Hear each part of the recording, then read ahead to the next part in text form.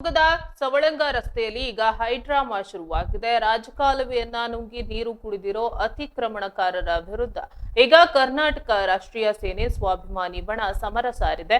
ಅದರಲ್ಲೂ ಒಂದು famous nursing home ವಿರುದ್ಧವೇ ಗಂಭೀರ ಆರೋಪ ಕೇಳಿ ಬಂದಿತ್ತು. ಡಿಸಿ ಸಾಹೇಬ್ರಿಗೆ ದೂರು ಸಲ್ಲಿಕೆಯಾಗಿದೆ.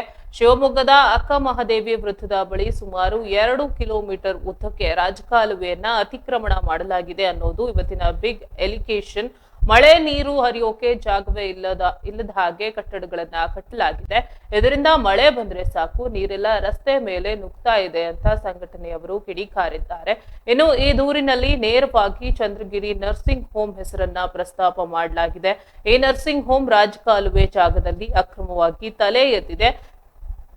ಕೆಪಿಎಂಇ ರೂಲ್ಸ್ ಬ್ರೇಕ್ ಮಾಡಿ ಇದಕ್ಕೆ ಲೈಸೆನ್ಸ್ ಕೊಟ್ಟಿದ್ದಾರೆ. ರೋಗಿಗಳ ಪ್ರಾಣದ ಜೊತೆ ಯಾಕೆ ಆಟ ಆಡ್ತಿದ್ದೀರಾ? ಕೂಡಲೇ ಬಿಲ್ಡಿಂಗ್ ಲೈಸೆನ್ಸ್ ರದ್ದು ಮಾಡಿ ಪೇಷಂಟ್ಗಳನ್ನ ಬೇರೆ ಕಡೆ ಶಿಫ್ಟ್ ಮಾಡಿ ಎಂದು ಜಿಲ್ಲಾಡಳಿತಕ್ಕೆ ಖಡಕ್ ಆಗಿ ಆಗ್ರಹಿಸಿದ್ದಾರೆ. ಅಷ್ಟೇ ಅಲ್ಲ, ಸಂಘಟನೆಯವರು ಇನ್ನೂ ಕೆಲವು ಪಾಯಿಂಟ್ಸ್ ಇಟ್ಟಿದ್ದಾರೆ.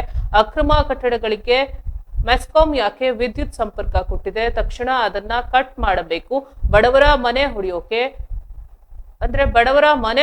ಮುಂಚೆ ಪರ್ಯಾಯ ವ್ಯವಸ್ಥೆ ಮಾಡಿ. ಆದ್ರೆ ಈ ದೊಡ್ಡ ದೊಡ್ಡ ಕಮರ್ಷಿಯಲ್ ಬಿಲ್ಡಿಂಗ್ ಗಳನ್ನ ಯಾವುದೇ ನೋಟಿಸ್ ಕೊಡದೆ ಕೆಡವಿ ಹಾಕಿ ಅಂತ ಪಾಲಿಕೆಗೆ ಸವಾಲು ಹಾಕಿದ್ದಾರೆ.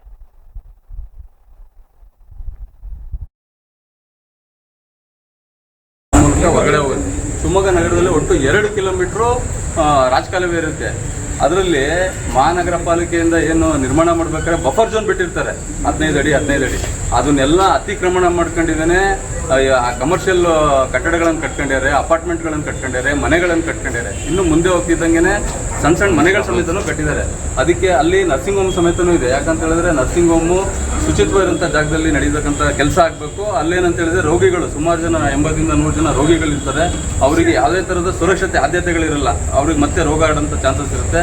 ಇಂಥದ್ದೇನಿದೆ ಇಂಥದ್ದೆಲ್ಲ ಇಟ್ಕೊಂಡಿರಿ ಏನು ಪರ್ಮಿಷನ್ ಕೊಟ್ಟಿದ್ದಾರೆ KEB ಅವರು ಆಗಿರ್ಬೋದು, ಆಮೇಲೆ ಕಂದಾಯ ಇಲಾಖೆಯವರು ಕಂದಾಯ ಏನು ಫಿಕ್ಸೇಷನ್ ಮಾಡಿದ್ದಾರೆ ಆ ವಿಚಾರ ಆಗಿರ್ಬೋದು, ಆಮೇಲೆ ಮಹಾನಗರ ಪಾಲಿಕೆಯಿಂದ ಪರ್ಮಿಷನ್ ಕೊಟ್ಟಿದ್ದ ಆಗಿರ್ಬೋದು.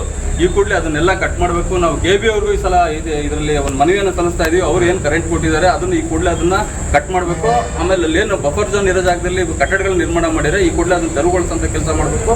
ಇಲ್ಲ ಅಂತ ಹೇಳಿದ್ರೆ ಜಿಲ್ಲಾಡಳಿತ ಇದ್ರ ಬಗ್ಗೆ ಸೂಕ್ತವಾದ ಗಮನ ಹರಿಸಲಿಲ್ಲ ಅಂತ ಹೇಳಿದ್ರೆ ಇದನ್ನ 1 ವಾರ ಗಡುವು ಕೊಡ್ತಾ ಇದೀವಿ. ನಾವು ಮುಂದಿನ 1 ವಾರದಲ್ಲಿ ನಾವು ಲೋಕಾಯುಕ್ತಕ್ಕೂ ಸಮೇತ ಈ ವಿಚಾರದಲ್ಲಿ ಕಂಪ್ಲೇಂಟ್ ಮಾಡ್ತೀವಿ ಅಂತ ಜಿಲ್ಲಾಡಳಿತಕ್ಕೆ ಮತ್ತು ಮಹಾನಗರ ಪಾಲಿಕೆ ಆಮೇಲೆ KEB ಆಗಿರ್ಬೋದು ಇವರು ಎಲ್ಲರಿಗೂ ನಾವು ಮತ್ತೆ ಡಿಸ್ಟ್ರಿಕ್ಟ್ ಹೆಲ್ತ್ ಆಫೀಸ್ ಆಗಿರ್ಬೋದು ಇವರಿಗೂ ಸಮೇತ ಎಲ್ಲರಿಗೂ ನಾವು ಎಚ್ಚರಿಕೆಯನ್ನು ಕೊಡ್ತಾ ಇದ್ದೀವಿ. ಎಲ್ಲ ತ್ಯಾಜ್ಯ ವಸ್ತುಗಳು ಆ ಮೂಲಕ ಹೊರಗಡೆ ಹೋಗುತ್ತೆ. ಶಿವಮೊಗ್ಗ ನಗರದಲ್ಲಿ ಒಟ್ಟು 2 ಕಿಲೋಮೀಟರ್ ರಾಜಕಾಲುವೆ ಇರುತ್ತೆ. ಝೋನ್ ಬಿಟ್ಟಿರ್ತಾರೆ 15 ಅಡಿ ಅದನ್ನೆಲ್ಲ ಅತಿಕ್ರಮಣ ಮಾಡ್ಕೊಂಡಿದ್ದಾನೆ. ಕಮರ್ಷಿಯಲ್ ಕಟ್ಟಡಗಳನ್ನು